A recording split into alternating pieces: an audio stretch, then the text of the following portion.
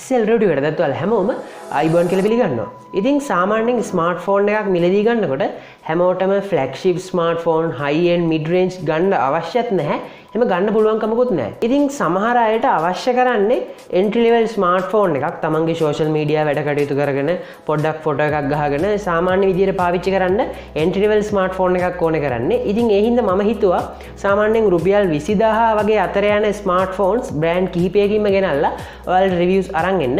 ඉතින් මම අද අරන් අවිත් තියෙන්නේ Nokia 2.3 එකේ unboxing එක සහ quick review video එකක්. මේකෙදි මම කැමරා එකේ ඉඳන් ගොඩක් දේවල් කතා කරනවා. ඉතින් මම මීට කලින් Huawei Y6s එකේ රිවිව් වීඩියෝ එකක් කරලා තියෙනවා. මේකත් සාමාන්‍යයෙන් රුපියල් 20000ට ආසන්න මුදලකට ගන්න පුළුවන් entry level ස්මාර්ට්ෆෝන් එකක්. ඔයාලක බැලුවේ නැත්නම් ඔයාලට මේ උඩ වැටෙන කාඩ් එකකින් ගිහිල්ලා ඒකත් බලන්න පුළුවන්. ඉතින් වැඩි කතාවල නෑ. ඔයා තාමත් අපේ channel එකට subscribe කරලා නැත්නම් subscribe කරලා මේ වගේ videos බලන්න එකතු වෙන්න. අපි යමු වීඩියෝ එකට.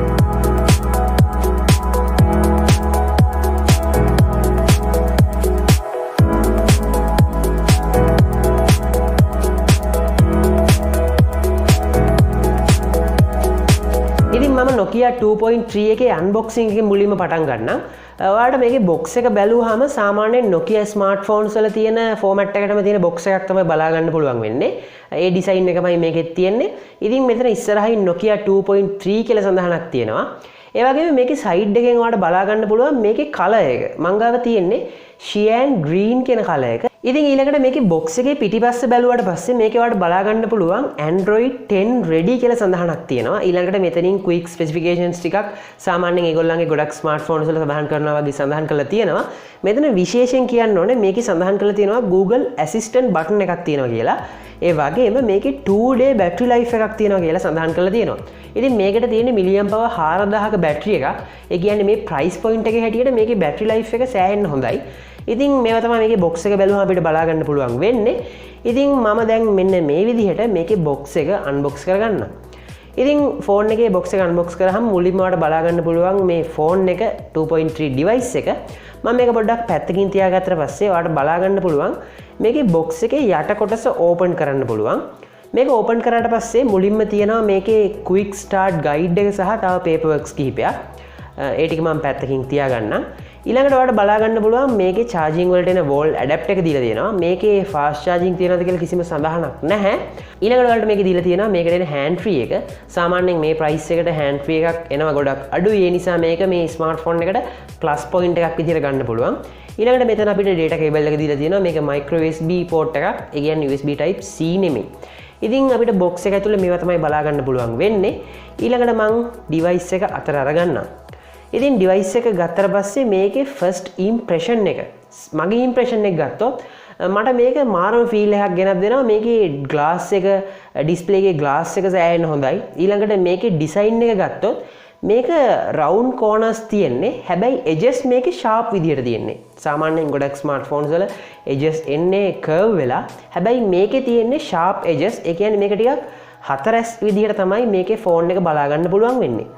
ඉතින් මේකේ back side එක ගත්තොත් මේකේ back එකේ ලස්සන pattern එකක් තියෙනවා. ඒ වගේම මේ cyan green කියන color එක මාරම ලස්සනයි. මම හිතන්නේ මේ colors තුනෙන්ම හොඳම color එක විදිහට අපිට මේ cyan green කියන color එක හඳුන්වන්නත් පුළුවන්. මේකේ colors තුනක් තියෙනවා. cyan green, sand, charcoal කියලා colors තුනක් තමයි තියෙන්නේ.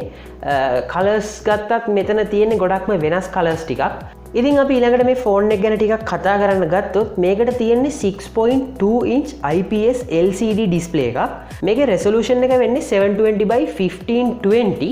ඉතින් මේ price එකට එන ගොඩක් smartphones වල resolution එක 720. ඒ කියන්නේ HD+ display එකක්. හැබැයි මේකේ pixel density එක හොඳයි. ඒ නිසා සාමාන්‍යයෙන් අපි වීඩියෝ එකක් බලද්දි වගේ මේකේ පික්සල් වෙන් වෙලා පේනා වගේ ගතිය ගොඩක්ම අඩුයි. ඉතින් මේකේ ඩිස්ප්ලේ ඩිසයින් එක ගත්තොත් මේකටත් තියෙන්නේ water drop type එකේ notch එකක් තියෙන කැමරා එකක්. ඊළඟට යටින් මෙතන Nokia ඒගොල්ලන්ගේ logo එක තියෙනවා. ඊළඟට අපි ෆෝන් එක පොඩ්ඩක් වටේ දිහා බැලුවොත් මේකේ ඔයාලට බලා ගන්න පුළුවන් වම් අත පැත්තෙන් බටන් එකක් තියෙනවා SIM removal tool එකට යටින්. මේක තමයි Google Assistant button එක. ඉතින් ඔයාලට මේ button එක press කරලා lazyයෙන්ම Google Assistant එක trigger කරගන්න පුළුවන්. ඒ button එක සාමාන්‍යයෙන් entry level phone එකක් විදිහට මේකට සෑහෙන වටිනවා. ඊළඟට මේ phone එක dual SIM පහසුකම් තියෙනවා. ඔයාලට ඕන micro SD card එකක් use කරන්නත් පුළුවන්. හැබැයි මේකට dedicated SD card slot එකක් නැහැ. ඒ කියන්නේ ඔයාලට එක්ක SIM දෙකක් එහෙමත් නැත්නම් එක SIM එකක් එක්ක micro SD card එක තමයි use කරන්න පුළුවන් වෙන්නේ. ඉතින් ඊළඟට අපි මේකේ sound පොඩ්ඩක් check කරලා බලමු කොහොමද speak එක කියලා. මේකට තියෙන්නේ bottom firing single speak එකක්. ඉතින් මම මේ විදිහට මේකෙන් සින්දුවක් play කරලා බලන්නම් කොහොමද මේකේ speak එකේ තත්ත්වය කියලා.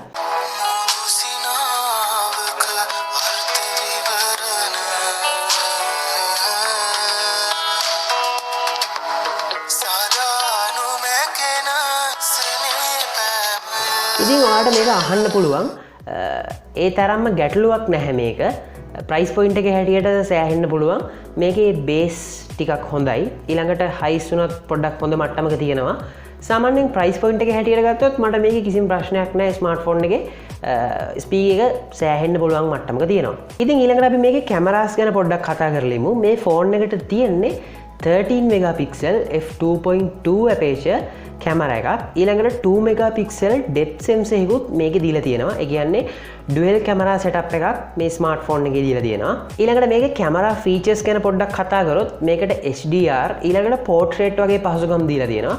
ඉතින් price point එකේ හැටියට ගත්තොත් portrait තියෙන එක සෑහෙන්න හොඳයි.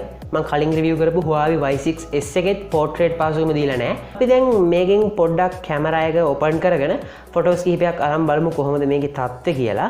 මම මුලින්ම normal photo එකක් capture කරගන්න. ඇත්තටම මම මේ වීඩියෝ shoot කරන්නේ රෑ. ඒ නිසා මේකට හොඳට lighting කරලා තියෙනවා. ඒ දවල් වගේ නෑ. ඒ නිසා noise වගේ තියෙන්න පුළුවන් photos වල.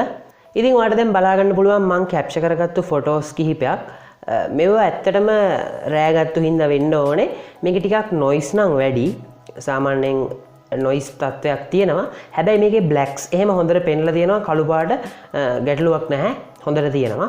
ඉතින් මේ කැමරාවේ selfie කැමරා එක ගැන පොඩ්ඩක් කතා කරොත් මේකට තියෙන්නේ 5 megapixel f2.4 aperture එකත් එක්ක එන selfie කැමරා එකක්. ඊළඟට මම මේකේ front එක පොඩ්ඩක් open කරගෙන බලන්නම් කොහොමද front එක කියලා. මේකේ front කැමරා එක ගැන කතා කරොත් මම මෙතන හොඳට lighting කරලා තියෙනවා. හැබැයි මගේ කොණ්ඩේ ටිකක් රෝස පාට ගතියක් බලා ගන්න පුළුවන්. සමහර විට මේකේ රෑ නිසා වෙන්න පුළුවන් මේකේ noise එනවා. ඒ නිසා වෙන්නත් පුළුවන් මෙතන මේ විදිහට noise බලා ගන්නත් පුළුවන් කොණ්ඩේ. ඒ වගේම පොඩි රෝස පාටට හුරු ගතියක් පොඩි එකක් බලා ගන්න පුළුවන්. shirt එකේ blacks නම් සෑහෙන්න හොඳ මට්ටමක තියෙනවා. අපි මේකෙන් portrait එකකුත් පොඩ්ඩක් try කරලා බලමු. portrait එක ගැන බැලුවොත් නම් ඒක නම් සෑහෙන්න හොඳයි. හොඳට edge detect කරලා තියෙනවා. background එක blur වෙලා තියෙනවා. ඒකට නම් මට කියන්න වරදක් නැහැ. මට ඒකට සතුටු වෙන්න පුළුවන් මට්ටමක තියෙනවා. ඊළඟට මේකේ video features ගැන පොඩ්ඩක් කතා කරොත් මේකේ main camera එකට පුළුවන් 1080p වලින් 30 fps දක්වා record කරන්න. ඉතින් ඒ කියන්නේ full HD වල video shoot කරගන්න පුළුවන්. මේකේ run වෙන්නේ Android 9 Pie version එක. මේකේ UI එක වෙන්නේ Android එකෙන් එන vanilla UI එක. ඒ කියන්නේ pure Android UI එක තමයි ඔයාලට මේකේ බලා ගන්න පුළුවන් වෙන්නේ. කිසිම අනම්මනම් apps ඔබ්බලා නැහැ. ඉතින් ඔය කලින් box එකේ දකින්න නැති මේකේ Android 10 ready කියලා සඳහනක් තියෙනවා. ඒ කියන්නේ මේක ඉක්මනින්ම ඔයාලට Android 10 වලට upgrade කරගන්න හැකියාව තියෙනවා. ඉතින් මේක entry level phone එකක්. ඒ කියන්නේ මිලියන් අඩුයි. ඉතින් ඒත් සාමාන්‍යයෙන් වෙනත් smartphones වලට entry level වලට software updates එනවා අඩුයි. ඒ අතින් ගත්තම මේ Nokia 2.3 smartphone එක සෑහෙන හොඳයි. මොකද ඔයාලට major update එකක් Android එකෙන් එන Android 10 වලට මේක ඉක්මනින්ම upgrade කරගන්න පුළුවන්කම තියෙනවා. ඉතින් මේ phone එකේ prices වගේ දේවල් මම පල්ලා description එකේ දාලා තියන්නම්. ඒ කියන්නේ වැඩිදුරටත් අහන්න ඔයාලට මම number එකක් තියන්නම්. එතෙන්ට call කරලා ඔයාලට පුළුවන් මේකේ prices අඩු වුණා නම් ඒ වගේ දේවල් කතා කරගන්න. ඉතින් මේක සාමාන්‍යයෙන් රුපියල් 20000ට කිට්ටු. එහෙම නැත්නම් 20000 ආසන්න යන ස්මාර්ට්ෆෝන් එකක්. එහෙම බැලුවාම Nokia 2.3 එක සෑහෙන්න පුළුවන් මට්ටමක තියෙනවා. විශේෂයෙන් මේකේ battery life එක. ඊළඟට මේකේ තියෙන display එක. display එක ඇත්තටම 720p display එකක්. ඒ කියන්නේ HD+ display එකක්. හැබැයි මේකේ pixel density එක හොඳයි. ඒ නිසා සෑහෙන්න පුළුවන් මට්ටමක මේකේ තියෙනවා අපිට වීඩියෝ එකක් බලද්දි. ඒ වගේම මේකේ කැමරා එක ගත්තොත් ඔයාලට portrait mode එකක් හම්බෙනවා. entry level ගොඩක් smartphones වල බලා ගන්න පුළුවන් කමක් නැති විදිහේ. ඊළඟට OS එක ගත්තාම ඔයාලට මේක Android 10 වලට කිසිම ප්‍රශ්නයක් නැතුව ඉක්මනටම අප්ග්‍රේඩ් කරගන්න පුළුවන්. මොකද මේක Android One project එකත් එක්ක සම්බන්ධ වෙලා ඔයාලට අරන් එන ස්මාර්ට්ෆෝන් එකක් හින්දා. ඉතින් ඊළඟට මම රිවිව් කරන්න හිතාගෙන ඉන්නේ Redmi 8 එක සහ Redmi 8A එක. මම මේ දෙකම එකට අරගෙන තමයි රිවිව් කරන්න මේ දෙකේ පොඩි කම්පැරිසන් එකකුත් එක්කම මේකේ ෆීචර්ස් ගැන කියන්න. ඉතින් ඔයාලට මේ වීඩියෝ එකත් බලන්න ඕන නම් ඔයාලට පුළුවන් Excel Rev TV එක subscribe කරලා notifications all දාලා තියාගන්න. එතකොට මම මේ වීඩියෝ එක දාපු ගමන් ඔයා ගාවට notification එකක් ගෙන්න ගන්න පුළුවන්.